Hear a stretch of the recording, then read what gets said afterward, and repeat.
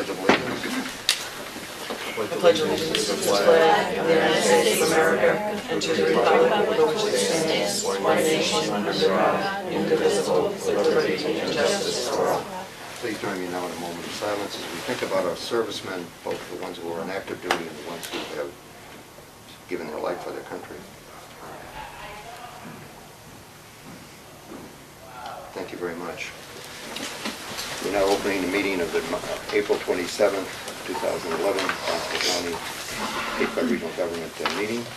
As we have our open meeting, we do invite public comment at this stage.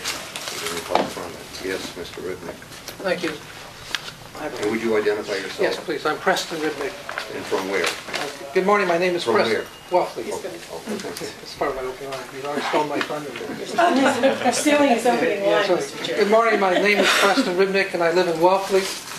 And I thank you for the opportunity to speak this morning. Before I share my comments or requests with you, I would like to very briefly tell you who I am. I've lived in Waffley year-round since 1986. I am married and have 2 sons. I have an undergraduate degree from the University of Houston and a Master of Science degree in Urban Studies from Tulane University. I'm a veteran of the U.S. Army. I'm a business owner. And I'm an American. And I have rights.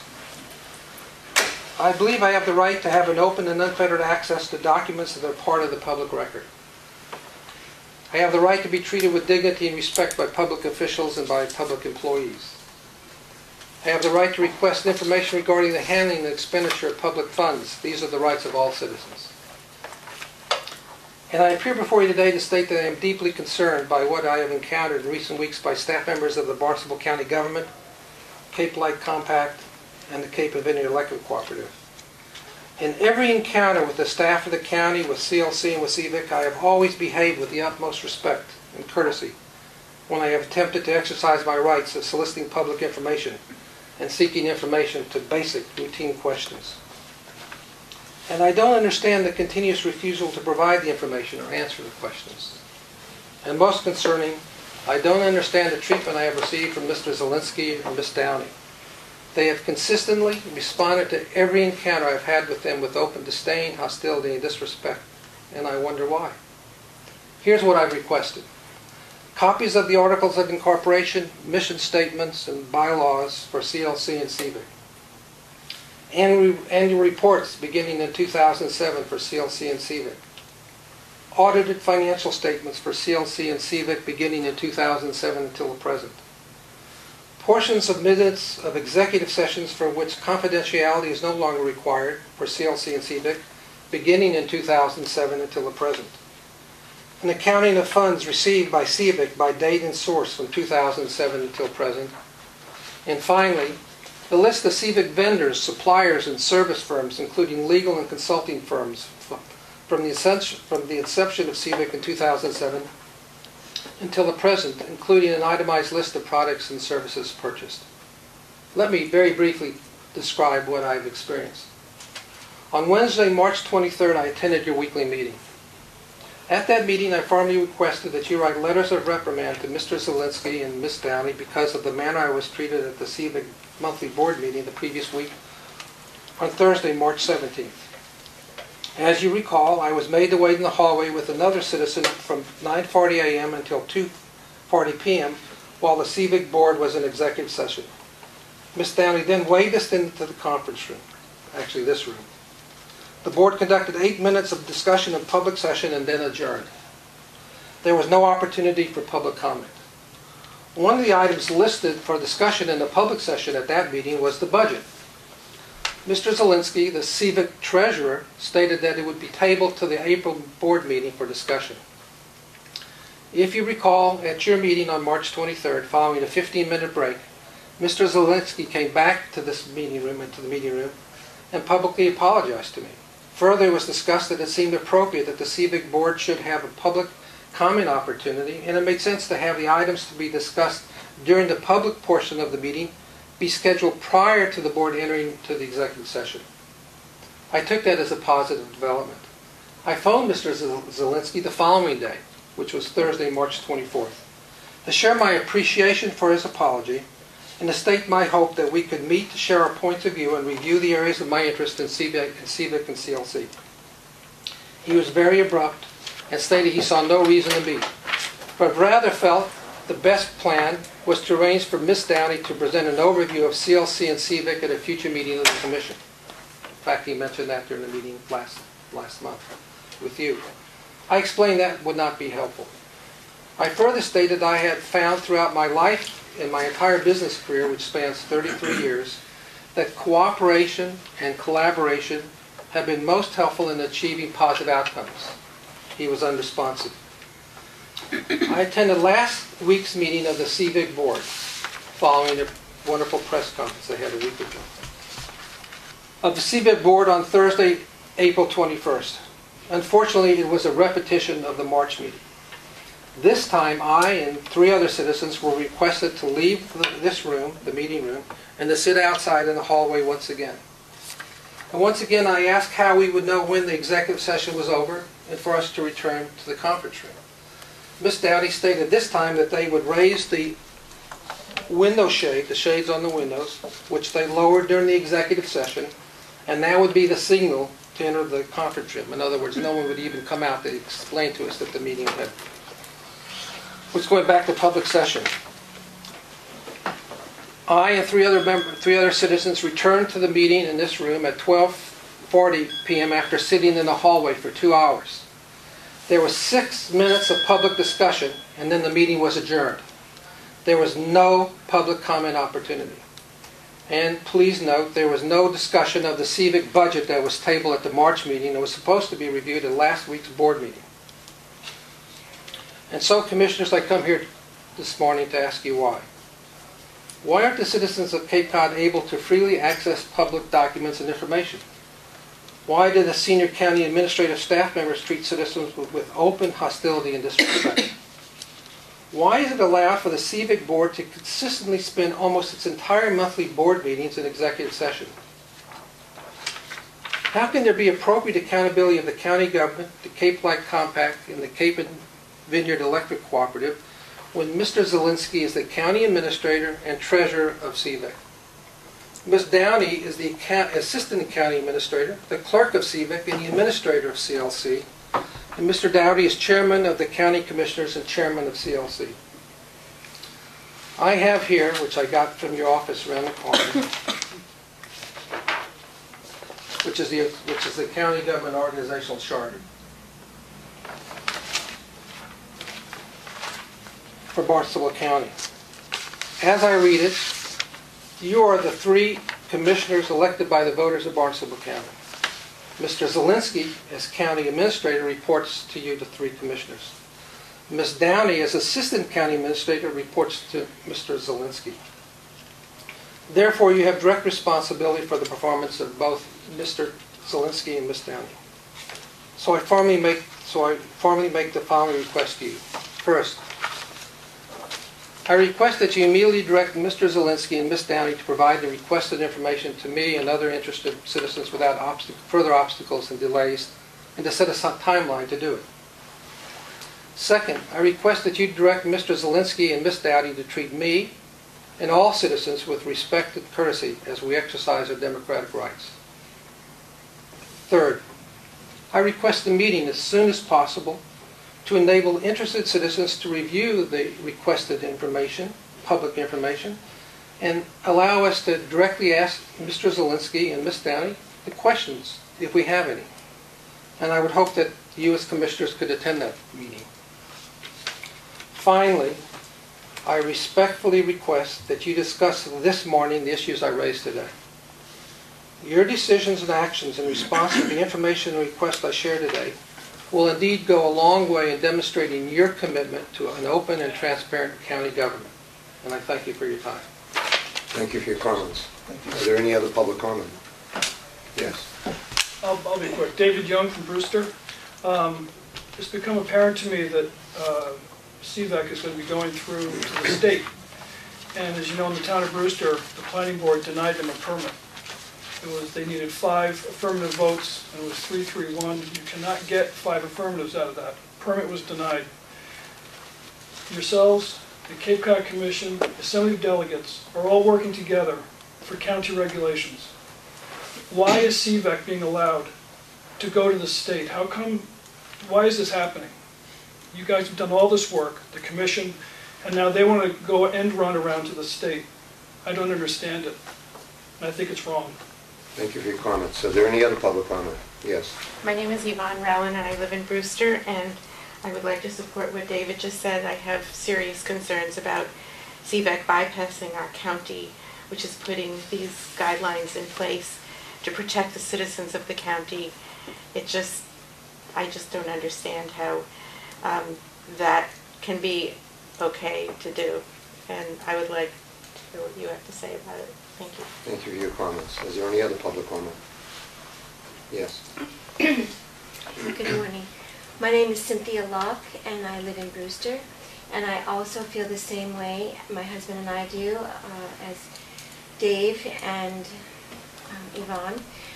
But I would like to just take a few moments to tell you that I feel like the new kid on the block. I'm a retired teacher, 36 years, 31 of them at Orleans Elementary School.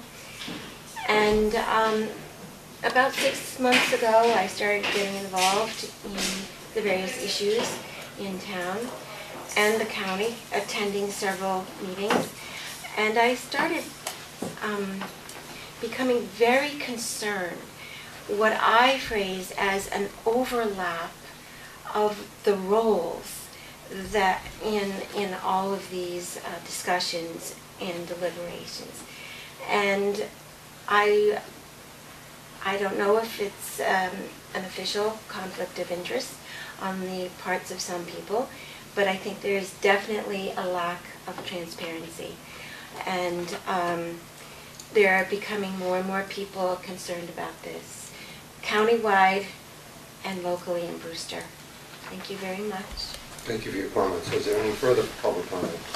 Yes. Yes, my name's Kathy Sherman, and I'm from Brewster also.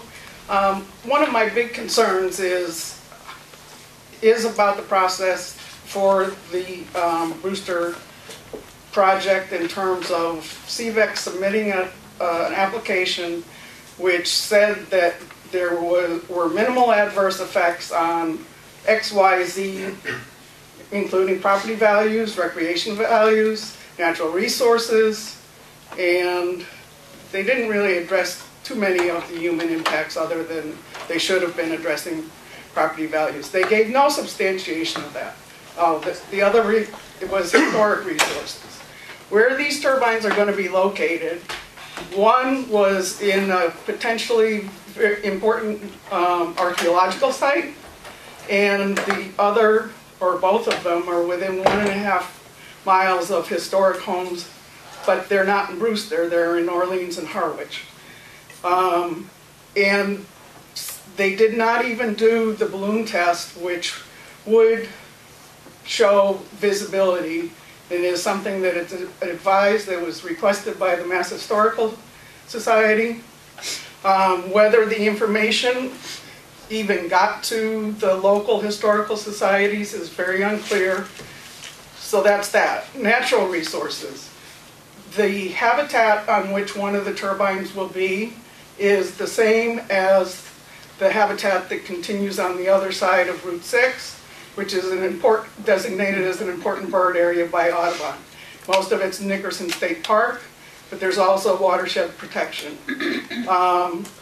As a zoning issue, perhaps the fact that this is glacial outwash plain and sole source aquifer and only 1.5 miles from or less from Pleasant Bay shoreline, which, as you know, is an area of critical environmental concern. Anyhow, and also 1 mile from the larger of the kettle ponds in Nickerson State Park, Cliff Pond, but there are many, many ponds closer that are of very high environmental value. So it is zoned industrial, but the airspace and soundscape are not. In terms of recreational values, one will be at the end of the driving range. and they're going to put netting over it. Maybe that's not a concern. The fall zone is one of the minimum that is available in any jurisdiction, because those were nicely reviewed by a person who's sort of a proponent from Ontario, from across the globe. It is defined as just it topples over, is there a foot of space in between. For one of the turbines, the fall zone ends at the water department. So I feel that we're risking not only recreational values, there's ball fields, there's a VFW, and the golf course across the street. All municipal investments. In terms of property values, I think you've already probably heard enough on that in critique of the studies that were done. But the main thing was the sound study sought only to comply with Massachusetts state law. It was very inadequately done. That was a consideration of the planning board.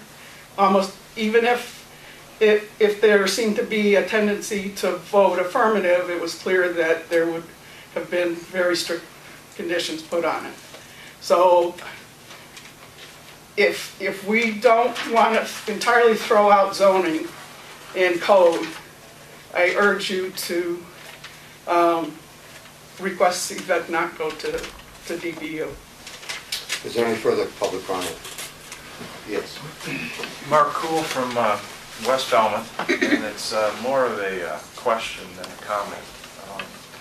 Speaking in terms of mechanics of government and chain of command, since the administrator of CVEC is accountable to this board, I was curious as to if the board was consulted for authorization to proceed to the DPW for a waiver in that process, given the fact that at the same time regulations were being entertained by not only the Cape Cod Commission but also the Assembly. My comment would be if that were the case and this board was aware, and by virtue of not saying anything, it was kind of a conflict of interest at that point in time. So that's basically my question is, were you aware that CVEC and the administrator of such was proceeding the way it does, or was that decision to pursue that waiver something done outside the commissioning of this board? Who have you identified as being the administrator of CVEC? Mr. Lewinsky, is that what it's? Mr. Zielinski is a representative of the county of Barnstable on that board. He's not the administrator of it. He serves as the treasurer of CVEC. Okay. But he's still nonetheless accountable to this board for actions. He represents the county commissioners on the CVEC board. Okay. Thank you. Any other comments? This is a question. Is there any other comments before I get to you? I have a question. Go ahead. Hi, my name is Janet Polito. I own a home in Yarmouthport. I'm confused as to who has authority, who has jurisdiction. I'm trying to find out if the turbine that the town of Dennis rezoned an area so that ARC could put up a turbine across from Bass Hole in Yarmouthport. I'm not even sure if your regulations can govern that. If we do lose in court, how can we appeal to you? I'm just confused. I suggest to you that with regard to Dennis, Uh-huh. town meeting at Dennis voted not to accept those, that warrant That's article. the ones on the other side. I see. These are the ones across from Bass Hole of Yarmouthport. It's on Chapin Beach. It's a turbine to be erected by a private company on a barrier beach with all sorts of birds and piping plovers and everything else. And some people, I thought for sure the Cape Cod regulations, especially adverse scenic effect, would definitely come into play to help citizens who definitely do not want this.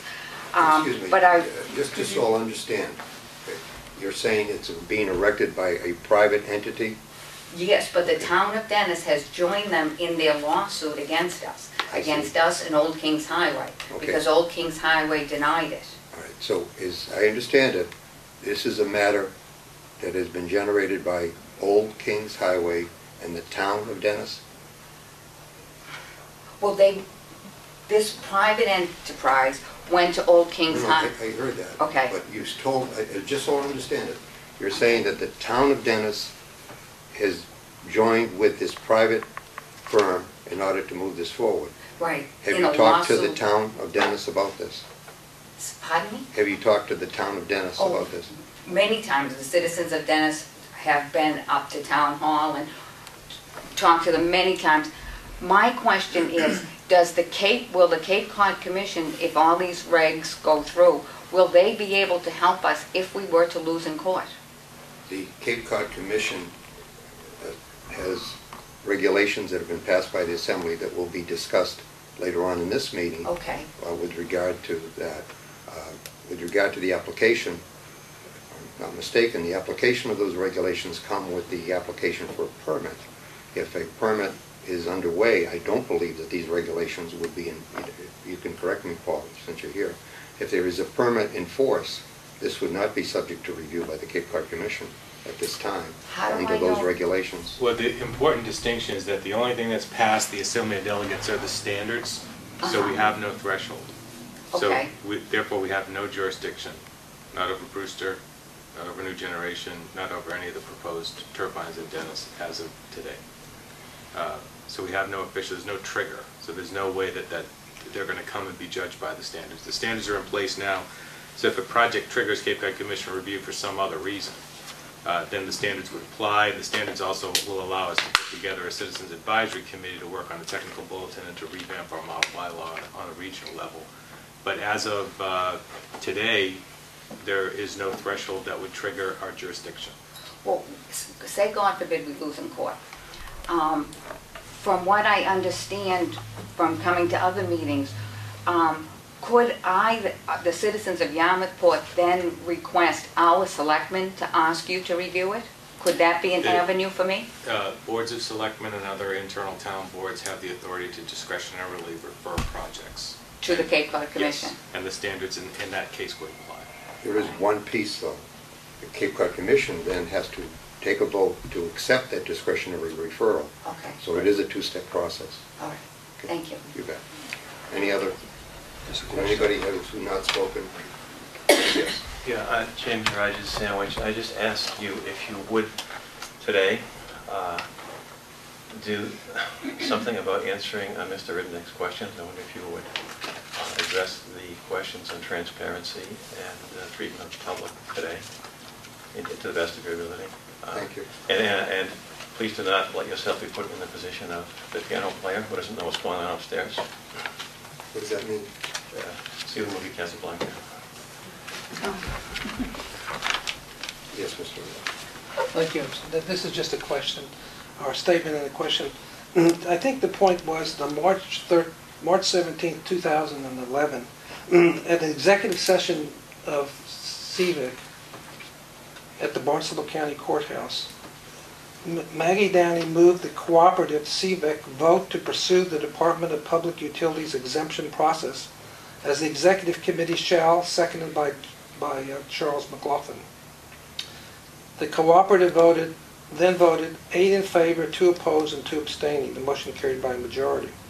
So I think the question is, Ms. Downey, in her capacity working both in the county and as the clerk of CVIC, when she took that vote, had she come before the 3 commissioners and asked direction in terms of going back to CVIC and actually taking this action to put on a motion before the board of directors of CVIC to circumvent, what happened in Brewster when the planning committee said no, they didn't want to move forward with that project. And this is what's so confusing to many of us.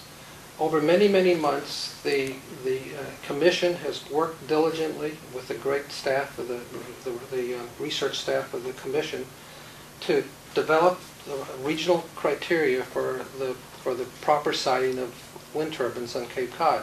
They went, in November, the Assembly sent it back, they thought it was too lenient. Last week we went to the meeting and the Assembly delegates, as we all know, approved those sets of criteria.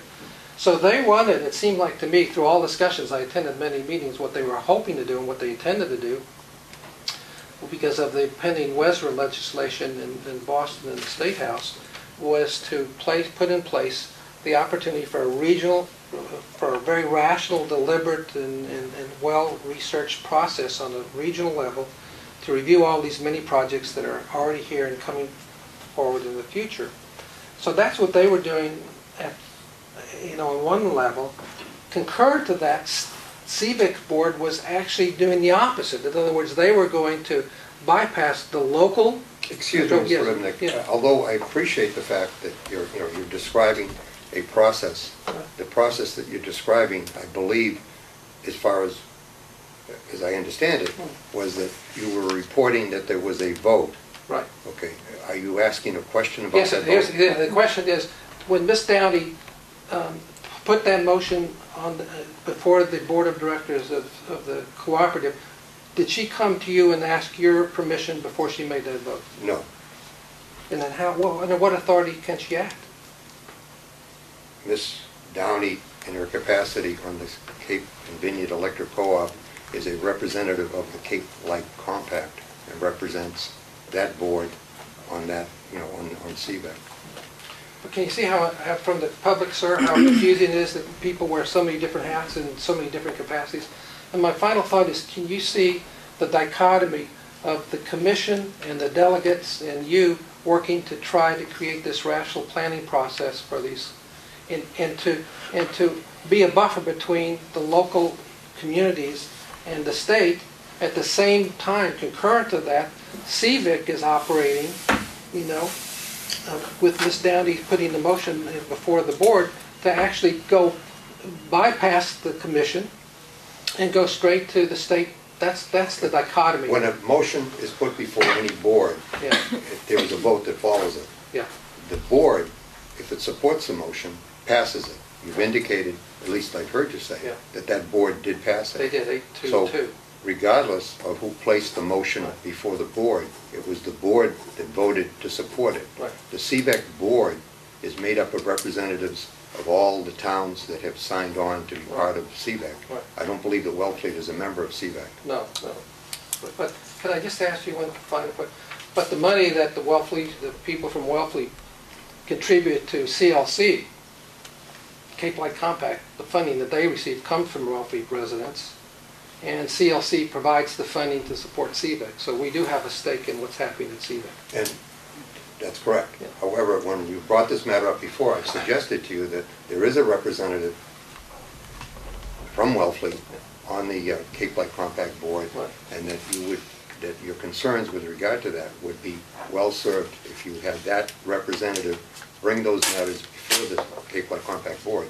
And as chair of that board, Right. he would be heard. And you meet every other month now. So one final point. What does that mean? The CLC meets every other month. Well, what does that mean? Well, That's these what we things do. are happening right now. These things are happening now. So if we want to wait for 60 days, that's a bit of a burden. I see. Burden on final whom? burden on all of us who are trying to find relief from you. Thank you. My final point, Mr. Dougherty, is today, this meeting, is it possible for you, the three commissioners, to make a motion to urge CVIC to rescind their vote they took on March 17th to seek relief with the at the state level? I mean, is that something that you could do today to direct? Because you have representatives. The county has a representative at CLC. They have a representative at CVIC. Is it possible for you today to take a vote and say, and maybe it's just the feeling of the commissioners that you think that was a wrong decision, and perhaps that board would rescind their decision going to the state? That's my question. My answer for myself is I have no intention of putting such a motion on the floor. Mr. Chairman? Yes. I would say that we don't have any direct relationship with the CVEC board. They are organized through their own articles of incorporation outside the jurisdiction. But I would like to say to those of you who are here, and I really appreciate your coming here and sharing your concerns with us, and I understand them, and as you continue to articulate them, I think I understand them a lot better. But you've raised very valid concerns, and as you know, we have an agenda item at 11:30. But I think it's in our best interest, in your best interest, if we respond to you with facts and not opinions. And I think in order to respond responsibly, if you will, I would rather schedule this at a regular meeting in the next week or two, and that we can get valid responses that are factual as to where our responsibility lies and how we are going to go forward to address your concerns. I don't think we can do that today. I'm sure you would like us to, but I don't think it's, as I said, it would be more opinion than facts. And that way it will be on the agenda, and we will address all the issues that you brought, because they do need to be addressed. Some of them relate to the public records law, some relate to relationships among boards, among board members, their relationships to us as county commissioners, and I think we need to respond in a very clear way so that we all understand what this organization is and how it can work more cooperatively and effectively for the county. So. Is there any further, sorry. If I may, I just want to agree with everything that Pat said. I also do have a concern about how you have felt you've been treated. I don't think that it's appropriate, and I do have a concern about that, and I do think that since those people are not here, I'd rather not get into that. But it is a concern, and it's noted, and I do also believe that transparency is extremely important. I know that when other records are requested through other departments, they're made available, and they're put even on websites. And acts are put on websites, and county charters are put on websites, so that you know many details if you're looking for them. And the fact that those are unavailable, that concerns me. So those will be addressed, and we will let you know and make sure that that is posted well ahead of time, so if anybody wants to come to those meetings. But since they're not here, it's really not the time, but I take it very seriously, and I believe everybody here does. I would point out, before we leave this subject, that we did get a response from the Secretary of State with regard to previous requests for records, which supported our approach, or let's say response to your request. And I believe you have a copy of that. Yeah. Okay. So, is there any other comment on that, because we must move on? Kathy again. I did forget to say one important thing about the lack of information at the local level that did come from the application to the Rural Utility Service for the CVEC Brewster project. And that is that it relates to Audubon's concerns with the standards. And that is that the National Fish, or the U.S. Fish and Wildlife specifically requested that the airspace be monitored pre-construction for potential risk to avian species and post-construction monitoring. The avian species report said that it was prohibitively expensive to do pre-construction, but that they would do post-construction sort of like at Mass Military. All of that has been dropped. I mean, it's very much buried, as is the risk of bat lung exploding.